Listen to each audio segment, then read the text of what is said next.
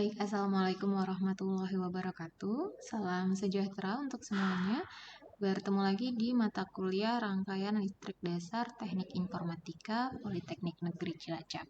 Kali ini kita akan membahas tentang hukum-hukum yang ada pada rangkaian listrik. Salah satunya adalah hukum Ohm dan nanti kita akan membahas sedikit tentang hukum Kirchhoff.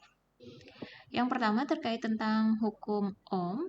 Hukum Ohm adalah secara definisi digambarkan sebagai besarnya arus yang mengalir dalam sebuah rangkaian akan sama dengan tegangan yang terpasang dibagi dengan tahanan yang berada di dalam rangkaian. Jadi, di dalam hukum Ohm teorinya adalah arus yang mengalir akan sama dengan tegangan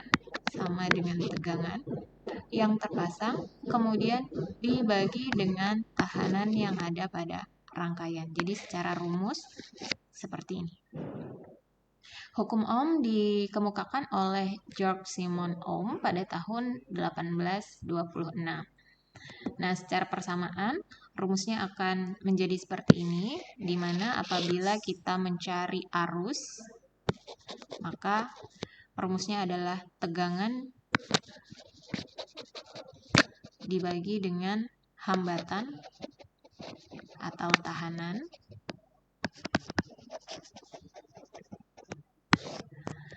dan kalau kita mencari tegangan maka dia adalah arus dikali tahanan dan jika kita mencari tahanan maka tegangan dibagi dengan arus. Dengan masing-masing dari persamaan tersebut satuannya adalah volt, ampere untuk arus, dan ohm untuk hambatan. Nah, dari persamaan tersebut, saya akan buatkan sebuah contoh. Di sini ada sebuah contoh di mana arus listrik sebesar 2A mengalir melalui seutas kawat penghantar. Berarti kita boleh tuliskan arus sama dengan 2 ampere, yang kemudian ketika beda potensialnya sebesar 12 volt diberikan pada ujung-ujungnya, kita tuliskan di sini V, beda potensial, tegangan itu atau sumber itu sama. Jadi semuanya adalah volt, 12 volt. Kemudian tentukan hambatan listrik yang dicari. Berarti yang ditanya adalah hambatannya atau R atau tahanan. Nah, dari sini terlihat bahwa yang dicari adalah R-nya, sehingga dengan menggunakan rumus tersebut yang tadi sudah saya jelaskan, tinggal kita hitung saja. Oh, dengan menggunakan hukum Ohm, maka kita tahu R-nya adalah 12/2. Ya, 12/2 sehingga didapatkan R-nya sebesar 6 ohm. Kenapa 6 ohm? Karena di sini satuannya adalah 12 miliknya volt dan 2 miliknya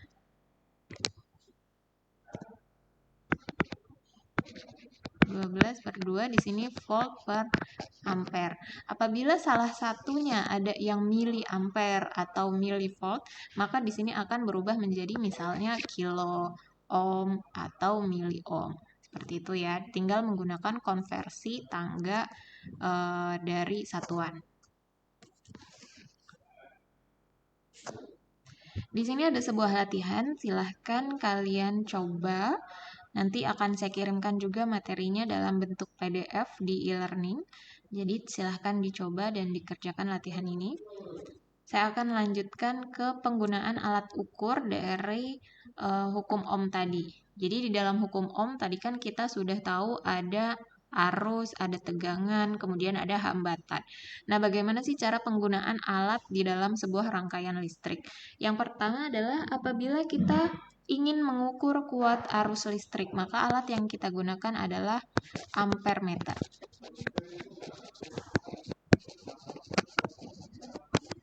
Nah, di dalam penggunaannya untuk menggunakan ampermeter ini, ampermeter harus dihubungkan secara seri. Lihat di sini, dia dihubungkan secara seri, yakni berurutan. Jadi di sini ada sumber tegangan V, kemudian dia dipasangkan secara seri dengan ampermeter dan dihubungkan juga dengan tahanannya atau hambatannya atau komponen yang menggunakan listrik tersebut. Kalau secara dalam bentuk baterai gambar, maka kira-kira gambarnya seperti ini. Ini ada baterai, ini adalah sumbernya, kemudian di sini ada ampere meternya, yang notabene dia akan mengukur arus, ya. Kemudian dihubungkan dengan seri dengan hambatannya. Di sini gambarnya adalah resistor.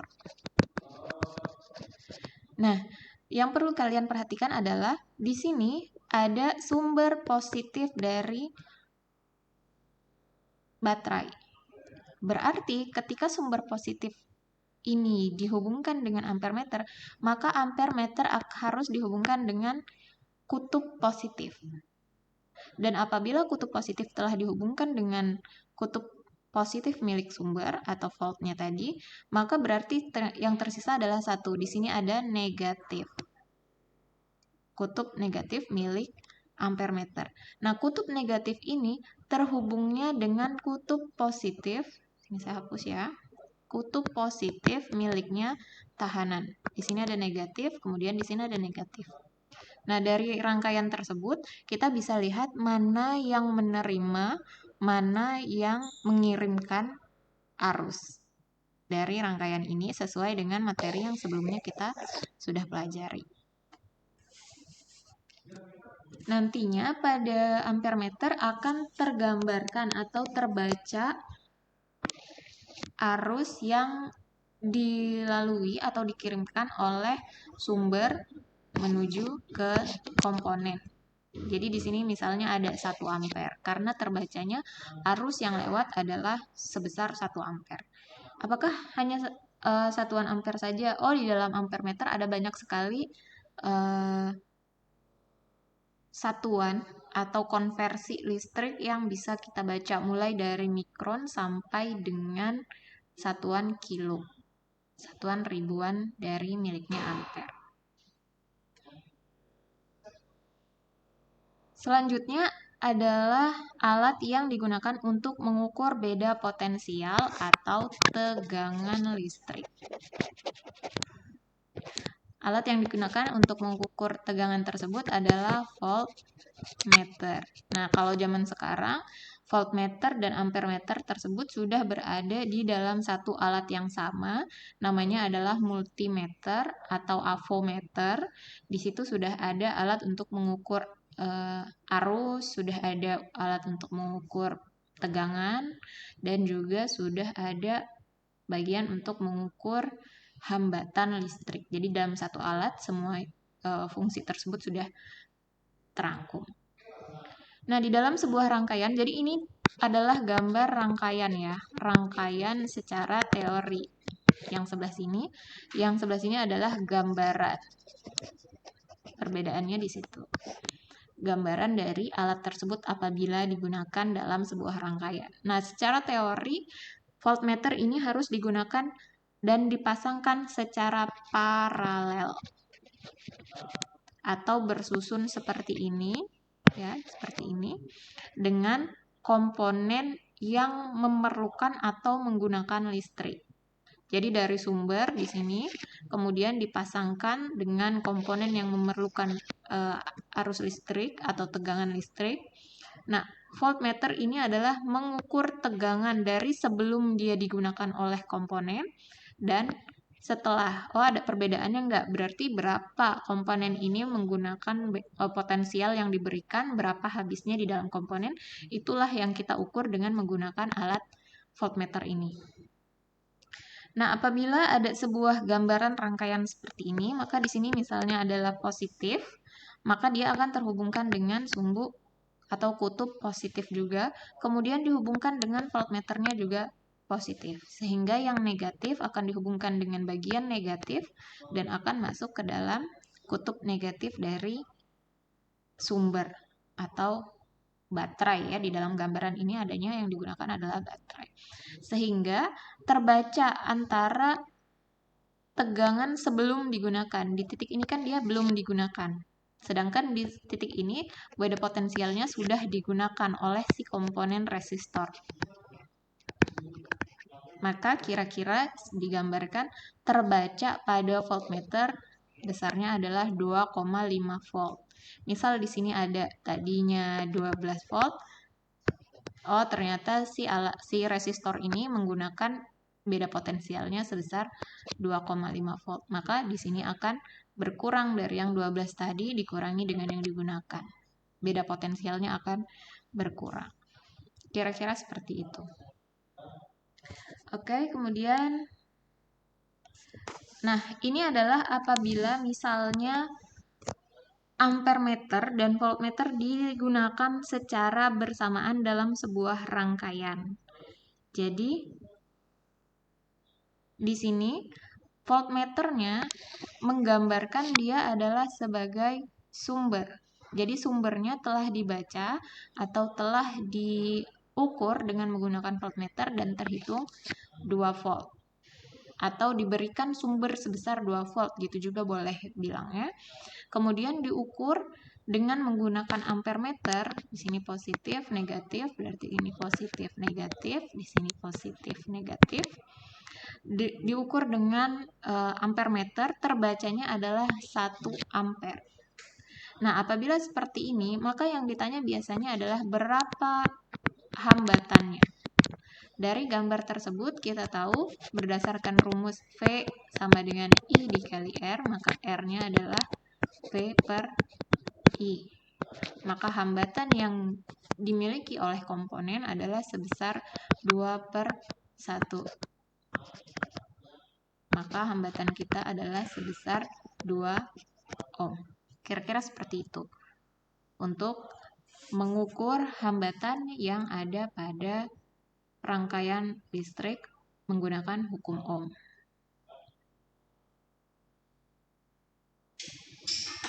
Kemudian kita lanjutkan dengan saya lanjutkan dengan materi terkait tentang hukum pada rangkaian yang kedua, yakni hukum Kirchhoff 1 atau KCL. Di mana pada hukum Kirchhoff 1 ini, jumlah arus yang memasuki satu percabangan atau node atau simpul akan sama dengan arus yang meninggalkan percabangan atau node atau simpul tersebut. Atau dengan kata lain, jumlahnya harus sama antara yang masuk dan antara yang keluar. Jadi misalnya masuknya arusnya sebesar 2 ampere, ya maka yang pergi juga harus 2 ampere. Nggak boleh pada simpul tersebut ada bocor arus. Hukum Kirchhoff 1 mengabaikan kebocoran arus sehingga semua arus yang lewat pada titik simpul atau titik percabangan harus sama. Nah, di sini digambarkan sigma arus masuk sama dengan sigma arus keluar pada percabangan. Nah, di sini dapat diilustrasikan. Saya tuliskan juga ilustrasinya kira-kira apabila ada sebuah arus yang mengalir di aliran sungai, arus air ya, di mana pada saat menemui percabangan, maka arus air tersebut akan terbagi sesuai percabangan pada sungai tersebut. Jadi, kalau misalnya aliran sungainya dia lebih kecil, misalnya yang tadinya sungainya hanya satu, kemudian debit airnya banyak. Kemudian pada satu titik dia bertemu dengan percabangan-percabangan. Ada percabangan yang airnya akan lebih besar dan ada percabangan yang airnya akan lebih sedikit. Kenapa? Karena memang bentuk sungainya atau bentuk cabang sungai tersebut lebih kecil sehingga debitnya pasti akan lebih kecil juga. Sedangkan cabang sungai yang tadi bentuknya lebih besar maka akan mendapatkan arus atau debit air yang lebih besar juga. Tapi dari keseluruhan tersebut, debit air yang datang pada percabangan atau dari sungai yang satu tadi akan sama dengan semua debit air yang disalurkan ke masing-masing percabangan, sehingga tidak ada air yang berkumpul di satu titik, di satu sungai atau di sungai yang pertama. Karena apabila hal tersebut terjadi, maka akan ada yang namanya banjir. Begitu juga di dalam kelistrikan. Apabila ada satu arus berkumpul, maka akan terjadi short atau konsleting. Nah, ini adalah contoh dari rangkaian hukum Kirchhoff 1. Misal, tadi kita tahu sigma arus I masuk itu harus sama dengan sigma atau jumlah I yang keluar. Maka dari gambar ini, misal kita anggap arus masuknya adalah milik I2. I2 masuk panahnya menuju titik percabangan atau menuju node. Ketika I2 masuk, kemudian di sini juga ada aliran I4 yang masuk. Berarti yang masuk adalah I2 ditambah I4. Kemudian dari node ini, dari percabangan, yang keluar adalah I1 dan I3. Lihat panahnya ya. Terlihat dari panah bahwa yang keluar adalah I1 plus I3. Maka masing-masing dari jumlah ini, jumlah I2 dan I4 akan sama dengan jumlah I1 dan I3. Walaupun secara nilai dari I1, I2, I3, dan I4 bisa saja berbeda-beda sesuai dengan jumlah hambatan, jumlah tegangan yang terjadi pada rangkaian yang ada di sini. Rangkaian lanjutan yang di sini ataupun arus yang dibutuhkan pada rangkaian tersebut. Gitu ya. Sehingga di sini dituliskan sigma I-nya harus sama dengan 0. Maka di sini dituliskan I2, I4 positif, I1, I3-nya negatif. Karena ini dipindahkan ke sebelah kiri, jadi yang ini di sini tadinya positif, jadi negatif semua, kemudian sama dengan 0. Oke. Nah, saya contohkan dengan sebuah soal. Di sini ada tentukan nilai arus I. Mana itu I? Di sini dia. Tentukan nilai yang I yang ada di panah ini. Yang perlu kita tentukan pertama kali adalah kita lihat dulu panah-panah yang terjadi. Di sini ada panah, kemudian ini panah, ini juga panah, ini juga panah. Yang tidak kita ketahui adalah panah di sini. Kemudian kita tidak tahu berapa nilai yang ada pada resistor yang ada di 8 ohm. Tegangannya, arusnya kita tidak tahu. Kemudian di sini juga kita tidak tahu. Maka saya akan gambarkan di sini, saya anggap sebagai secara kesatuan ini seperti ini. Ini saya gambarkan sebagai 1. Kemudian di sini saya gambarkan percabangan yang kedua. Yang ini saya gambarkan ketiga. 1 ya. Kemudian ini 4, kemudian ini 5, ini 6, ini 7, ini 7. Kemudian karena I di sini adalah yang kita cari, maka dia akan saya jadikan I atau cabang yang ke-8, cabang yang terakhir. Pada A1, di sini ada A1, pada 1, saya tuliskan di sini pada 1, maka di situ kita punya R-nya 2, ini miliknya R, ini miliknya V. Maka yang tidak kita ketahui adalah I. Maka I pada I1 adalah 8/2. Maka I-nya adalah 4 ampere. Nah, 4 ampere ini kemana dia bergerak? Karena di sini ada miliknya 2, panahnya keluar dari node, maka kita anggap